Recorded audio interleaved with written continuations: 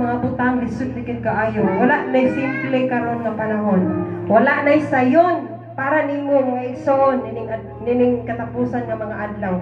Bisan gani sa mga paghitabo sa palibot, paghitabo sa lain nga mga lugar, mga grabe nga makita nimo sa news, sa social media, makita nimo ang mga paghitabo, kamatay, disgrasya, sunog, di ba?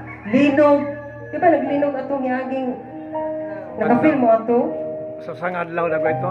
Sa adlaw. Pero hinay ra. Kanya dito sa Japan, ano to? Taiwan. Grabe kayo ang devastation dito sa linog.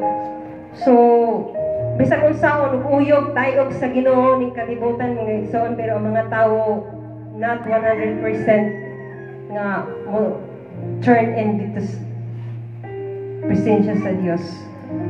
Turn on. Turn on. Namuliso ang ilahang hunahuna o kasing-kasing sa pag hinulsol diya sa Ginoo. Padayon gihapon ning pagpakasala sa mga katawhan ron. Ini mga baga nga mga katawhan nga nagpadayon sa paglunang sa sala mga igsoon. Praise God.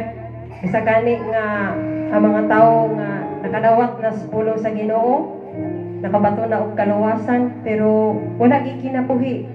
Kay process man nga to ang pagbago mga igsoon, proseso dili kay diha sa kilat, marag sa kilat nga gibago na kas Ginoo. Instant.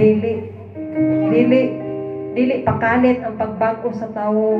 Gradual. Naay nangalagad sa Ginoo nga bata pa, hantod nagulang na wa pagyapon sa nabag-o. Dili makamatawag og born again ana mga igsoon. Kay ang tinuod nga tawgon og born again kanang nabag-o totally ang iyang kinabuhi. Nagsulod sa pulong sa Dios. Amen. O nagtuman sa kabuton sa Ginoo mga igsoon.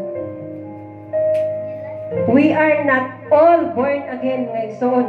Siguro nagtawag lang ta sa Ginoo, nangalagad ka sa Ginoo, pero dili tanan sa church born again. Kay ang born again dili ang kaning church, ikaw. Ang born again dili ang atong relihiyon, kundi ikaw, ako. Nagibag-o sa Ginoo. Amen. Dili sayon-sayono nato nga born again man na siya.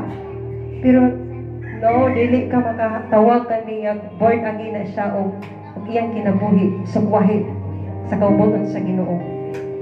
Amen? Amen. Nakuha ninyo ang punto mga igsoon. Praise God. Pero atong hunahon nga